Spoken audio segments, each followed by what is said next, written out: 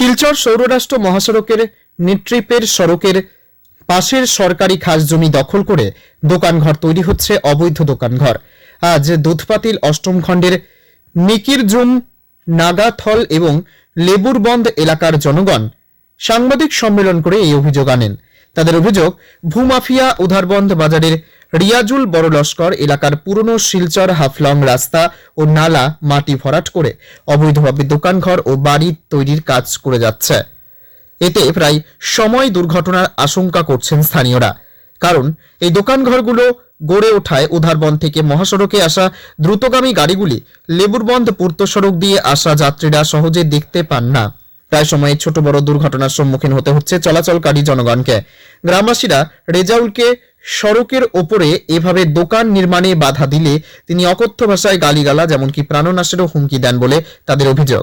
স্থানীয়রা সরকারি জমি ও নালা দখলমুক্ত করে জনগণের চলাচল সুরক্ষিত করতে জেলা প্রশাসন সহ স্থানীয় জনপ্রতিনিধি এমনকি বিধায়ক মিহির কান্তি সোম ও বরখলার বিধায়কেরও ইসলামের দ্বারস্থ হন, কিন্তু কেউই এ ব্যাপারে কোনো গুরুত্ব দেননি বলে তাদের অভিযোগ।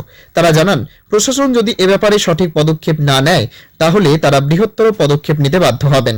এর জন্য প্রশাসনকেই দায়ী থাকতে হবে বলে হুঁশিয়ারি দেন। রাস্তা উপরে মাটি ফেলাইয়া যে রাস্তা বন্ধ করে ফেলাইছে খাস জায়গা আগে একবার বানাইছে, ওখানে বর্তমানে বানার তারে বাধা নিষেধ দিলে বড় বড় কথা হয়, ধমকি হুমকি দেয়। ওটার সময় বিতলটি রাস্তার মুখে যে মহাসড়ক দেখা যায় না, বাচ্চারা বহুত অসুবিধা হয়, রাস্তাঘাটের অ্যাক্সিডেন্ট দুটা তিনটা হইয়া আছে। আর আবু কইব তারা যে তারা নিষেধ বাধা দিলে আর ধমকি হুমকি দেখায় যে বন্দুক সন্দুক যদি মারি পেলাই দিম, এ করবো সেই করবো, ওটা ধমকি দেয়। রেজাবুল বড় লস্কর উদারবন্দর বাসিন্দা, জমিন মাফিয়া, বরাবর জমিন খাস দখল করে করিয়া জমিনটা নিয়ে অন্য রাস্তায় বিক্রি করে। ঘরটা এখন তো বর্তমানে বানাইয়া ব্যবসা করে বেছে, সেটা বানাইছে এখন তো পিতাম বাড়ি সে বানাইছে একদম খাস জায়গা। আমরা অসুবিধা, বাচ্চা কাচ্চাও তো স্কুল যেতে মহাসড়ক দেখা যায় না, এদিকে গাড়ি এইদিকে দেখা যায় না, মাটির জুসা করে দিছে, বেজান অ্যাক্সিডেন্ট হয়, দুই তিনটা অ্যাক্সিডেন্ট হয়ে আসছে। আর বর্ষার সময় তো আরও বিভিন্ন অ্যাক্সিডেন্ট হইব। এবার দিছি, প্রশাসন দিছি দিয়া, আর পরবর্তীটা যদি কোনো সরকার থেকে যদি কোনো অ্যাকশন না হয় তো আমরা পাবলিকই এটা তো আমরা করতেও লাগবো, যেটা হলো লওয়া লাগে। এটা হাতে যেটা করবো সেটা আমরা বাংলার দাবি চাই। আর এটা প্রধান অসুবিধা হওয়ার আমরা পরবর্তীতে আরও অসুবিধা হবে। এখন বর্তমানে রাস্তা ভাঙিয়ে যায়, প্রায় 100 মিটারের মতো রাস্তা ভাঙিয়ে আসবে।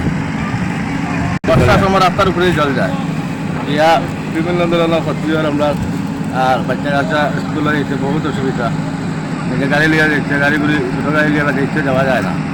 এটাও চাই যে আমরা এই কাঠের ঘরগুলা এটা রীতিমতো সরানো যায় বা ভাঙা যায়। আর সাতটা দোকান বানাইছে কাঠের মধ্যে, রাস্তা বন্ধ হয়ে গেছে। তো এটা রাস্তা খাস হতো, সরকারের তো রাস্তা এটা খাস হতো, এটা পুরা খাসের মধ্যে আমরা যাওয়ার তো একদম পুরা ব্যবস্থাপের জন্য পুরা মাটি উঠে আইয়া পুরা রাস্তা ব্লক হয়ে যায়, মানুষ যাওয়া যায় গাড়ি উড়ে দিয়ে।